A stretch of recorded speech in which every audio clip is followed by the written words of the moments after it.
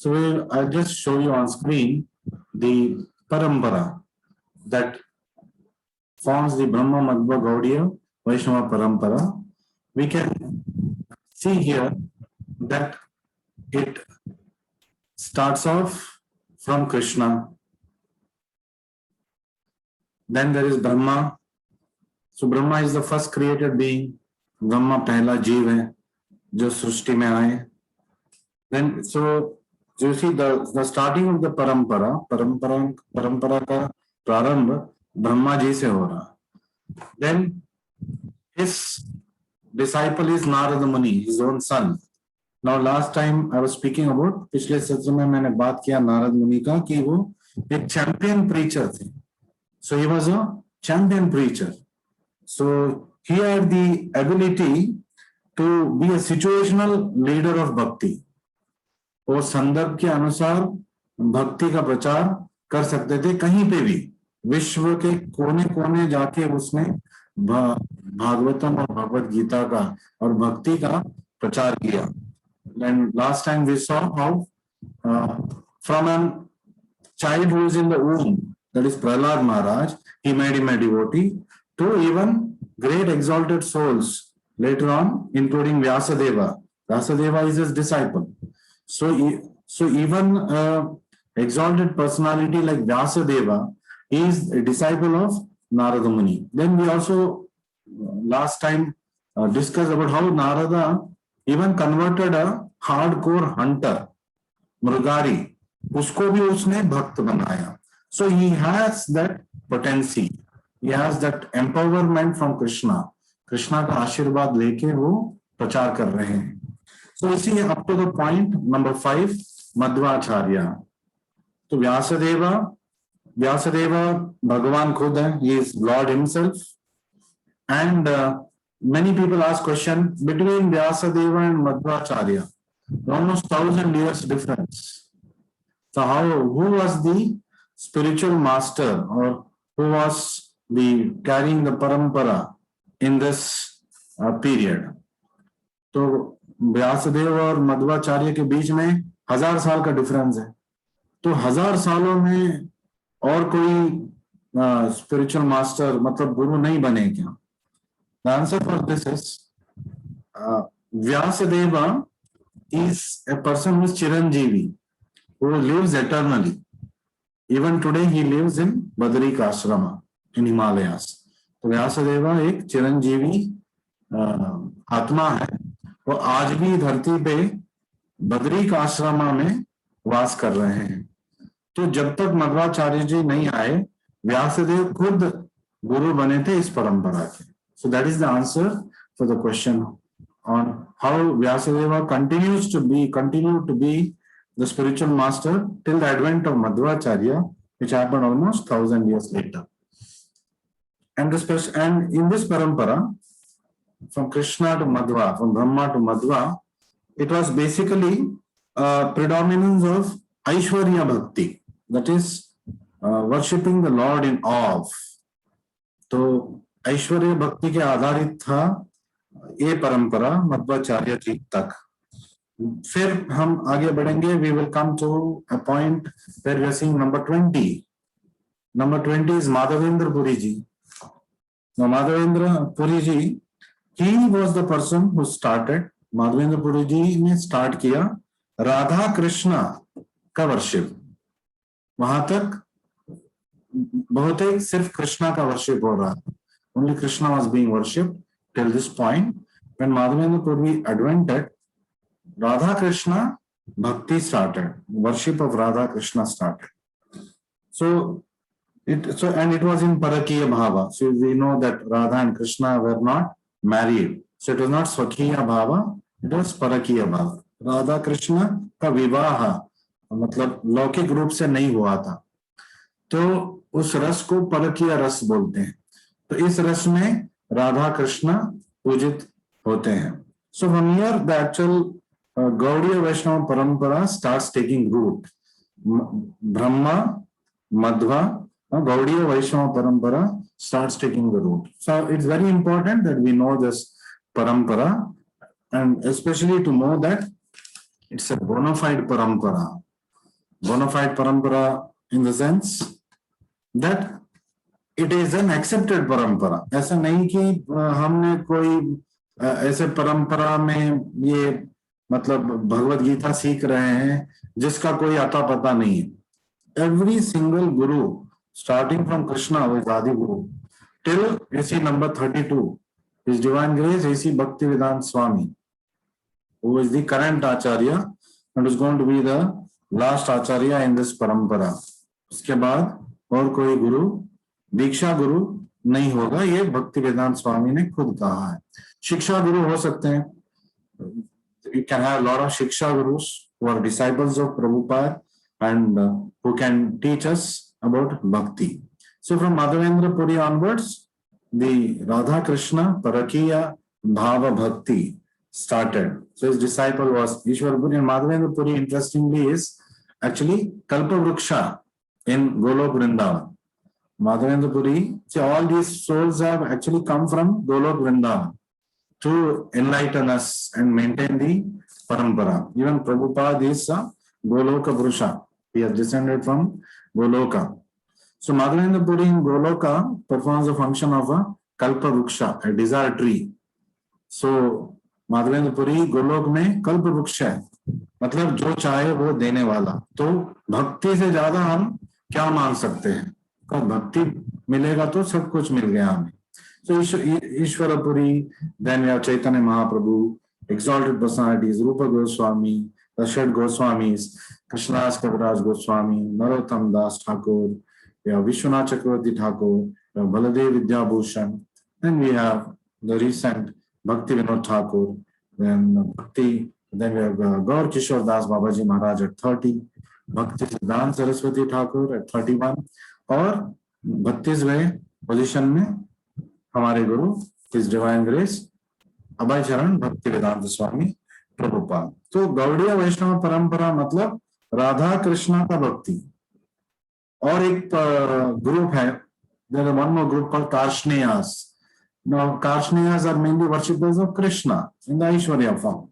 So Gaudiya Vaishnavas are people who worship, or our parampara is we worship Radha Krishna. In Vrindavan predominantly we have many temples worshipping Radha Krishna. So, and this Radha Rani's Mahabhava, Radha Rani has a Mahabhava. Radha Rani के महाभाव को कौन समझ सकता है? Who can understand the Mahabhava of Radha Rani? So only 3 people can understand it. One is Radha Rani herself. Then Chaitanya Mahaprabhu. It is Radha and Krishna united became as Chaitanya Mahaprabhu. So definitely he can understand. और फिर Madhavendra Puri. So sir Madhavendra Puri Radha का महाभाव को ये 3 लोग समझ सकते हैं. बाकी लोग समझ सकते हैं बट पूरी तरह समझ नहीं सकते. So that is the exalted nature of Radha Bhava. Her Mahabhava nobody can understand. So and Madhvacharya again with all these important personalities. Madhvacharya was the avatar of Hanumanji and also partially avatar of Bhima. So he was considered a very strong guru, not physically, in terms of bhakti. Hanuman is a very strong bhakta. So his avatar was Madhvacharya. So we can see the parampara consists of very exalted personalities. बहुत अतिशय महाशय महापुरुष इस परंपरा को सुसज्जित कर रहे हैं. So that's why I wanted to dwell on a few minutes on this parampara, how we are going through a very exalted parampara, and Bhaktivedanta Swami Prabhupada is a representative of all these previous acharyas up to Krishna. So his Bhaktivedanta purports are Bhakti Yukta purports, which we discussed in the last session. So there is a very interesting shloka. Why we are listening to Bhagavad Gita, Bhagavatam? क्यों हमें भगवद गीता और भागवतम की श्रवण करना चाहिए? Because it is like a medicine. ये एक औषधि की तरह है. So in Bhakti, in Mukundamala Stotra, spoken by Kulashekar Alvar. Kulashekar Alvar जी मुकुंदमाला स्तोत्र रचित कर चुके हैं और उसमें एक सुंदर श्लोक आता है which explains how Krishna Katha, the pastimes of Krishna, or even worship of Krishna, darshan of Krishna, anything related to Krishna is like a medicine. Krishna से संबंधित कुछ भी एक औषधि की तरह है. बहुत ही सुंदर वर्णित है. Very nice description. व्यामोह प्रशम औषधम. व्यामोह, इट डिस्पेल्स इग्नोरेंस. व्यामोह प्रशम औषधम, व्यामोह को दूर कर देता है.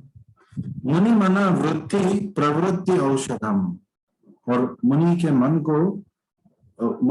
को अपने वृत्ति बना लिया. मुनि ने कृष्ण कथा को अपने वृत्ति बना लिया और उससे उनका प्रवृत्ति हो रहा है और उसका एक औषधि है. मुनि मना वृत्ति प्रवृत्ति औषधम. दैत्येन्द्र त्रिभुवने संजीवनैक औषधम. दैत्येन्द्र, डेमन, बेसिकली राक्षस की बात कर रहे हैं हम. दैत्य इंद्र, the king of all daityas, the king of all rakshasas. What is the king of Rakshasas? In the material world, the king of Rakshasas is lust, Kam. He is considered as Daityendra. Daityendra Tribhuvane Sanjeevanaika Aushadham. So it enlivens us by removing this Daityendra from our mind. Bhaktya Atyanta Hita Aushadham. तो भक्ति मार्ग में जो चल रहा है, भक्तों के लिए ये अत्यंत हिता, मतलब बहुत सुखकारी है ये औषधि. भव भय प्रध्वंसन एक औषधम. तो the fears of material world which can be destroyed by the single औषधा, that is Krishna Nama, Krishna Katha, Krishna Darshana, and anything related to Krishna. Krishna से संबंधित कुछ भी हो तो भव भय प्रध्वंसना एक औषधम. Just by simply remembering Krishna, all the material fears will be kicked away. Shreya prapti kara औषधम. In material world, I want comfort, I want riches, I want Shreya, I want ultimate benefit. Yes, it is possible by Krishna Katha. And Shreya will ultimately lead to even spiritual benefit, because Shreya means ultimate benefit. Shreya का मतलब है अत्युत्तम, मतलब महोन्नत जो benefit हमें मिलेगा वो श्रेय है. That is, we are talking of all material benefits, including and up to the benefits of bhakti. So Shreya prapti kara aushadam. So what you are listening to, when you come here every week and you also attend the Sunday sessions, or you listen to any Krishna Katha in a bona fide parampara, not from some XYZ or a professional speaker. We must not listen.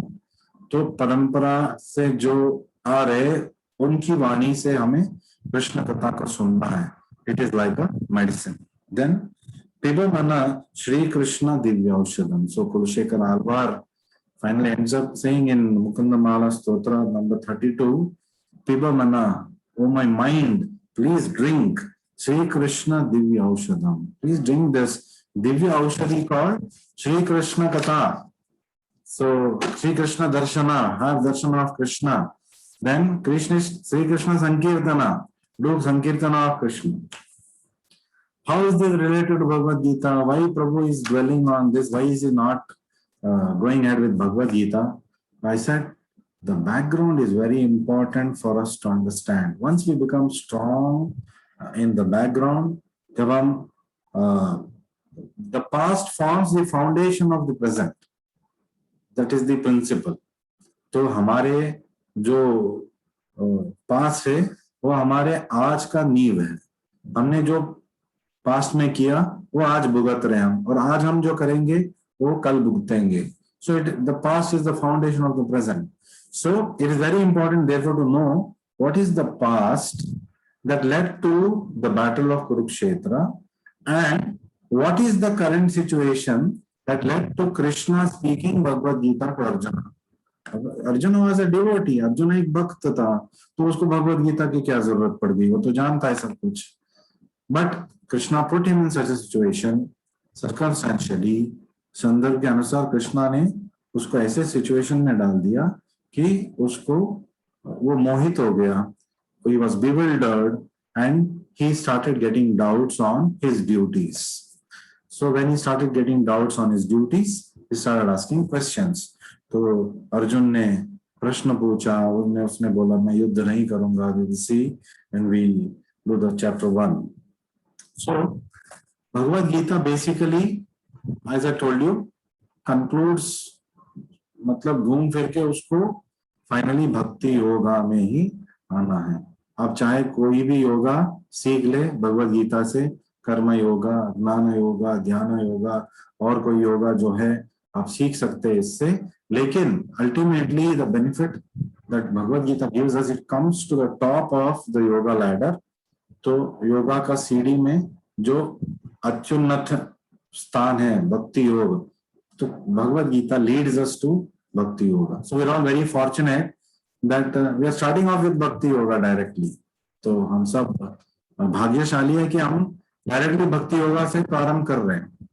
So bhakti yoga is a complete realisation of one spiritual nature. हमारे आध्यात्मिक जो प्रवृत्ति है उसको हमें जानना है और उस पोजीशन में हमें आना है, तो भक्ति योगा से ही हम आ सकते हैं. So when we read Prabhupada's purports, जब हम प्रभुपाद के पर्पट्स भावार्थ को पढ़ेंगे, हम सीधे आ रहे हैं डायरेक्टली भक्ति योगा के अंत पे. तो हम शुरू से शुरुआत नहीं कर रहे, हम तो सीधे अंत में पहुंच गए और वहां से हमारा आध्यात्मिक जिंदगी शुरू हो रहा है.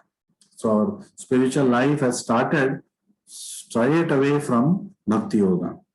So, and what does bhakti yoga do? How does reading Bhagavad Gita in the perspective of bhakti yoga, how does it help me? तो मुझे कैसे मदद करेगा भक्ति योगा के अनुसार अगर मैं भगवद गीता को पढ़ूंगा? It solves all problems of life completely. हमारे जीवन के सारे प्रॉब्लम्स, समस्याओं का समाधान हमें भगवद गीता में मिल जाएगा. बस हमें भक्ति योगा के अनुसार सीखना है और एक भक्त के माध्यम से हमें सीखना है. Through a devotee in the mood of bhakti yoga और from the disciplic succession of devotees we must learn. So this 30 minutes, 35 minutes that you sit every Thursday, it is never going to be wasted. It is a permanent investment for you. ये आपके लिए एक permanent पूंजी है जो कभी भी आपसे मतलब आप ये खत्म नहीं होगा, ये वर्धित होता जाएगा. It's never going to vanquish or diminish. That much assurance I can give. So when you attend our Sunday sessions, when you attend this Thursday sessions of Bhagavad Gita, any other bona fide acharyas, devotees giving Krishna bhakti sessions, it is never a waste. And what is the other advantage of reading Bhagavad Gita or understanding Bhagavad Gita through bhakti medium? Other yoga systems are already included and it is surpassed. बाकी सारे योगा युक्त है इसमें already और उससे भी आगे हम जा रहे हैं. We are going further than that. So we are already moving ahead than all other yogas. So and it also caters to three kinds of people. Bhagavad Gita, किसी को, some people have exploitation tendency.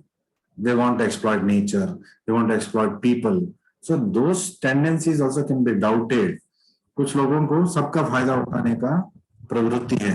ऐसे लोग भी भगवद गीता पढ़ने से अपनी प्रवृत्ति को भक्ति में उसको चैनलाइज कर सकते हैं. So for them there is कर्म योगा. तो उनके लिए कर्म योगा है. Then there is अष्टांग योगा. अष्टांग योग है. तो they can practice this. And then finally they will again come to bhakti yoga because they are trying to manipulate matter for their advantage. So by by karma yoga, by ashtanga yoga, they will be able to do it. Krishna teaches that also. He talks about that also. But then Prabhupada keeps bringing all people who are in touch with him to the final frontier, that is bhakti. Prabhupada ji सबको अंतिम जो अत्यमूल्य benefit है, अत्यमूल्य benefit है भक्ति, वो सबको देने वाले हैं. Then some people have calculation tendency. तो सब कुछ मतलब गणित से सोच समझ के मतलब analytically they try to do things. तो like a scientist they try to analyze lot of things. मतलब जब तक वो नहीं समझेंगे वो कुछ नहीं करेंगे. तो उनके लिए भी भगवद गीता के लिए जगह है. तो सांख्य yoga, Krishna talks about Sankhya Yoga here. So you can, these people also can benefit from Sankhya. Sankhya Yoga is analytical study of the Bhagavad Gita. तो सांख्य योग भक्ति योगा को एक विज्ञान की तरह, विज्ञानी की तरह स्टडी कर सकते हैं. Then there are people who are engagement tendency. मतलब वो सब कुछ यूटिलाइज करेंगे कृष्ण भक्ति में. उनके लिए तो है ही जगह यहाँ पे. They have come to the right place, so they come directly to Bhakti Yoga. So three types of people: exploitation tendency people, calculation tendency people, engagement tendency people. All of them are benefited by reading Bhagavad Gita under the guidance of devotees. So we are also constantly fighting wars within us. तो हमारे अंदर भी हमेशा युद्ध चलता रहा है. And Bhagavad Gita has solutions and formulas for all these kind of battles that we face in daily life. तो दिन नित्य हम जो समस्या, हम जो युद्ध हमारे अंदर चल रहा है, उसके सारे समाधान भगवद गीता में कृष्ण ने दिया है. भक्त के मूलक आप अगर इसको समझेंगे, you will be able to lead a very good fulfilled life. So the war is internally with the mind. हमारे मन से हम युद्ध करते रहते हैं, और externally with the world around, जो भौतिक समस्या है उसके साथ हमारा युद्ध चलता रहता है. सो कृष्ण क्या कर रहा है यहाँ पे? Krishna by teaching us Bhagavad Gita, he is not going to fight the battle for us. Krishna ये नहीं बोल रहा है मैं तुम बैठ जाओ मैं युद्ध करूंगा. अर्जुन को भी ये नहीं बोल रहा है.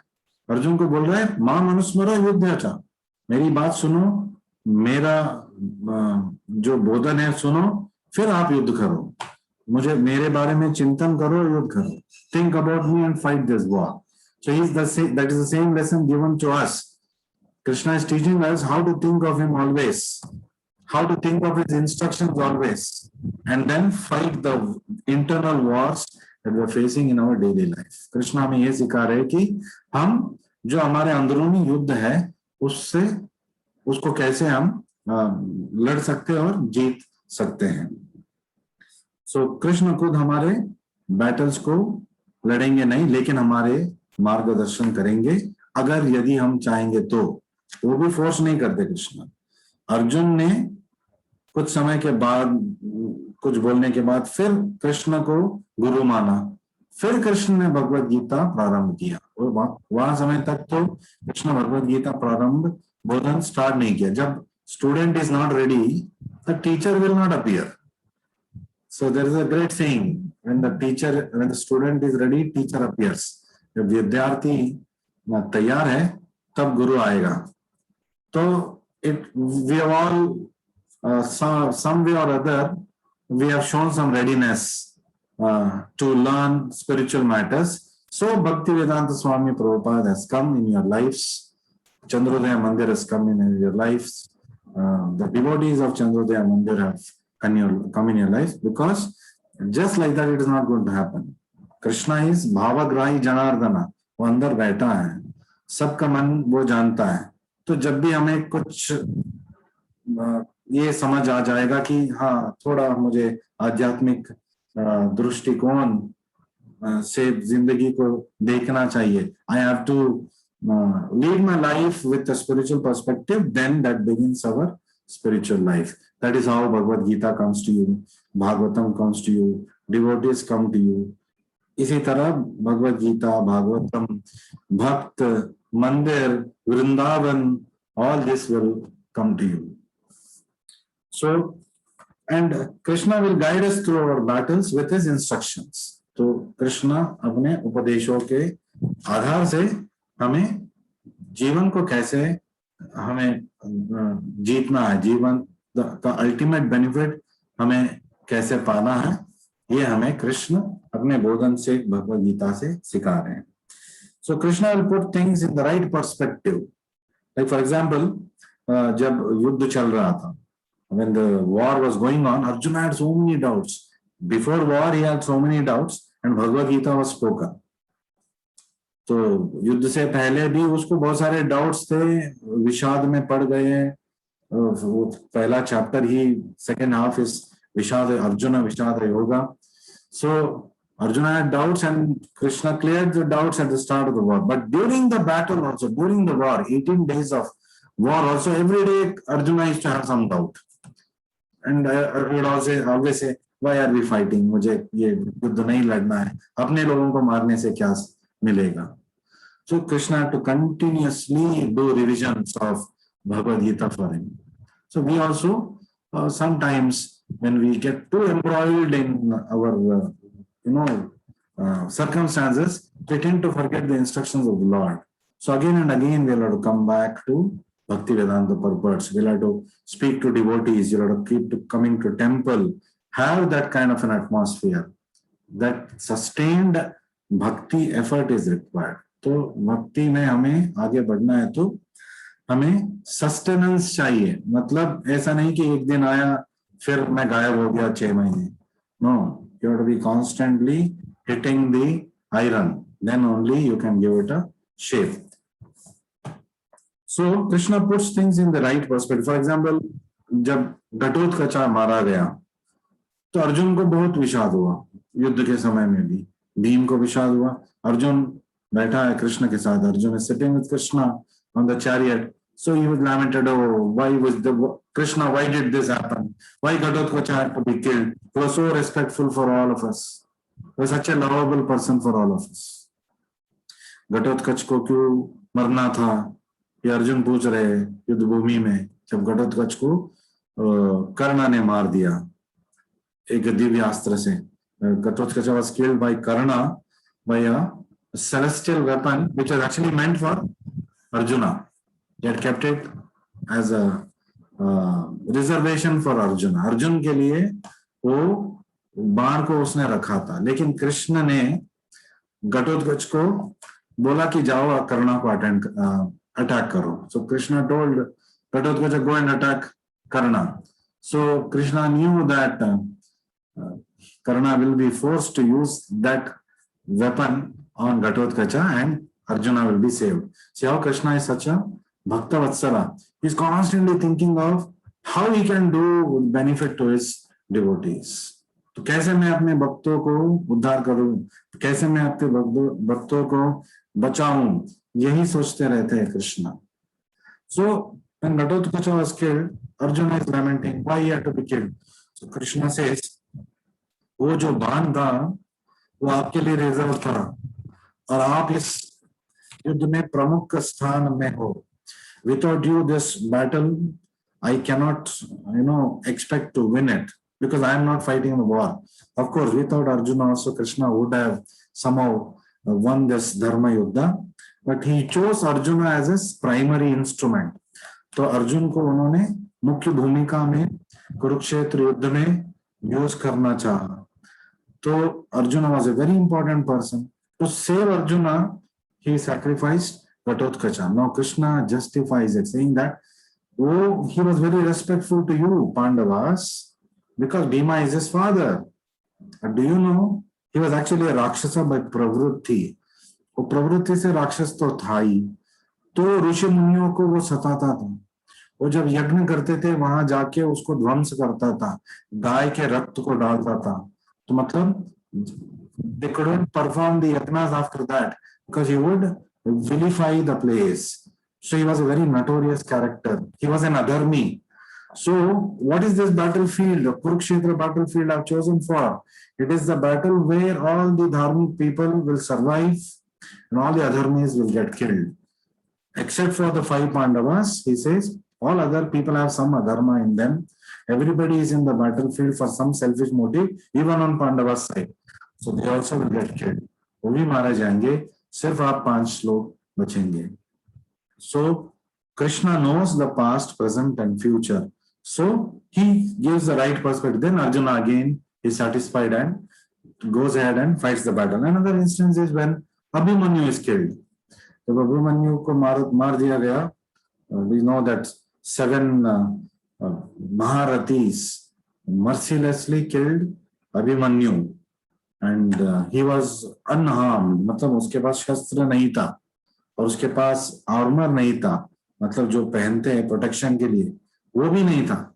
तो उसको बहुत ही क्रूर तरीके से मार देते हैं Maharathis of Kaurava army.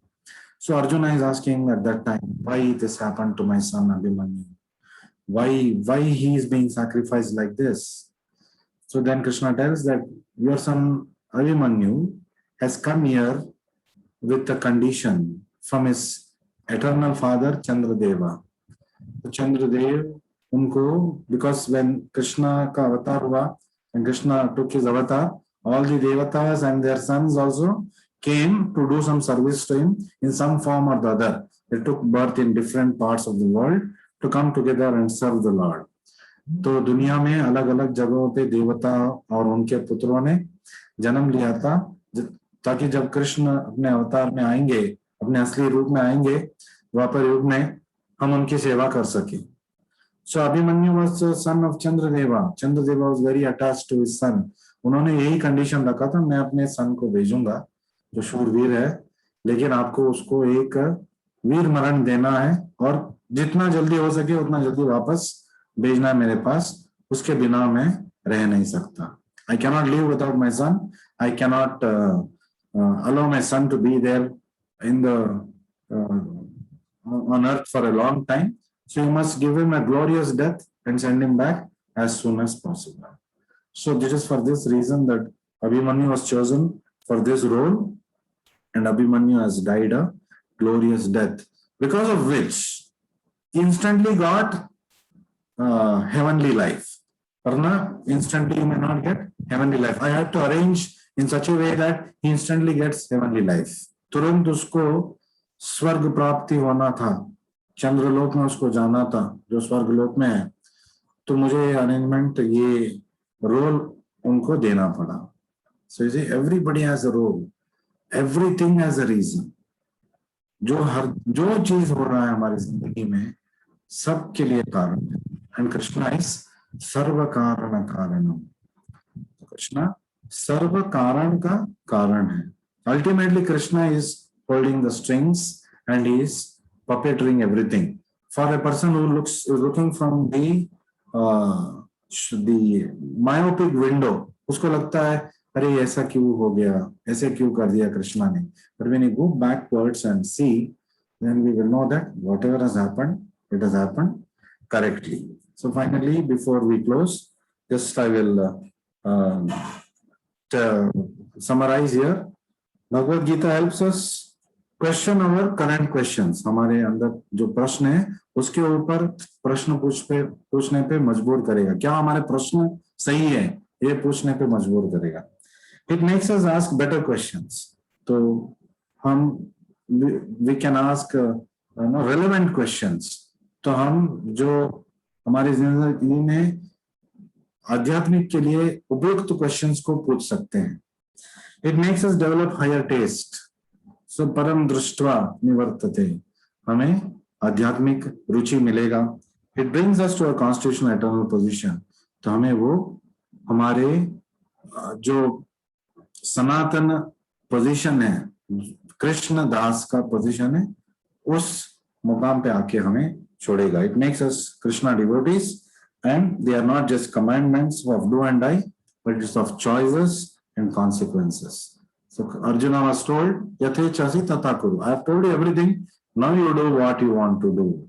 Krishna is doing that in our lives. He's giving us knowledge, and then he is leaving it to us to make our choices and face the consequences. Thank you very much for joining me this Thursday.